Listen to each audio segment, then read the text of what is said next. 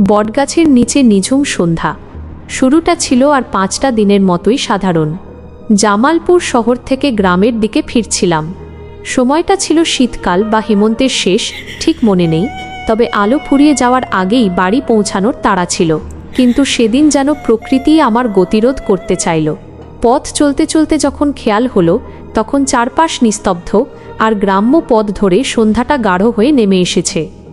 আমার মনে পড়ে গেল সামনেই সেই জোড়া বটগাছ, যার নিচে দিয়ে আমার বাড়ির পথ। গাছ দুটো দিনের বেলাতেও কেমন যেন একটা চাপা রহস্য ধরে রাখে। আর এই নিঝুম সন্ধ্যায় তারা যেন আকাশ ঢেকে দাঁড়িয়ে আছে দুটো বিশাল দৈত্যের মতো। যা ভয় করছিলাম সেটাই ঘটল। বটগাছ দুটোর ঠিক গোড়ায় ঝাপসা আঁধারে আমি স্পষ্ট দেখতে পেলাম একটি সাদা কাপড় পরা মহিলা বসে আছে। আমার পা দুটো যেন মাটিতে সেঁটে গেল। শীতের মধ্যেও কপাল বেয়ে ঘাম ঝরতে শুরু করল। এ কি দেখছি? এই নির্জন পথে, এই সময়ে বুকের ভেতর ধুকপুকানি তুফান তুলে দিল। নিজেকে শক্ত করে সাহস সঞ্চয় করে আমি গলা খাঁকারি দিলাম। আপনি কে? এখানে এভাবে বসে আছেন কেন? মহিলা কোনো জবাব দিল না। মাথা নিচু করে স্থির বসে রইল। আমি তখন মরিয়া, হয়তো অসুস্থ কেউ বা পথ ভুল করেছে।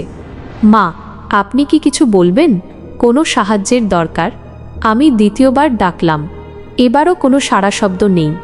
এরপর প্রায় তৃতীয়বার যখন বললাম, কি ব্যাপার আপনার? চুপ করে আছেন কেন?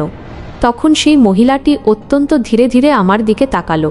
আর যা দেখলাম তা বর্ণনা করার মতো শক্তি আমার ছিল না। সেটা কোনো মানুষের মুখ ছিল না। চোখ দুটো কঠোরগত, যেন শুধু গভীর অন্ধকার, ফ্যাকাশে চামড়া আর একটা ভয়ঙ্কর শীতল চাহনি। আমার শিরদাঁড়া বেয়ে বরফ ঠান্ডা স্রোত নেমে গেল। আমার সমস্ত রক্ত যেন জমাট বেঁধে গেল। আমি এক মুহূর্ত সেখানে থাকতে পারলাম না। তার সেই শীতল ফ্যাসফেসে কণ্ঠস্বরটা তখনও আমার কানে বাজছে, তুই আমাকে কেন ডিস্টার্ব করলি? প্রাণপণে দৌড় লাগালাম। পেছনের দিকে একবারও তাকালাম না। শুধু সামনে, আরও সামনে। দম ফুরিয়ে যাওয়ার জোগাড়, তবুও থামছি না। বটগাছ থেকে যত দূরে যাই ততই যেন শ্বাস নিচ্ছি। কিন্তু সেই দৌড়ের মধ্যেই মাত্র কয়েক মুহূর্তের ব্যবধানে আমার চোখ যা দেখল, তাতে মনে হলো আমার মাথার ভেতরটা দুমড়ে মুচড়ে গেল। দৌড়াতে দৌড়াতে মাথা তুলে দেখি সামনে পথের ঠিক মাঝখানে সেই সাদা কাপড় পরা মহিলাটি আবার দাঁড়িয়ে। কয়েক সেকেন্ড আগেও সে ছিল বটগাছের গোড়ায়। এত দ্রুত সে আমার সামনে চলে এল কি করে?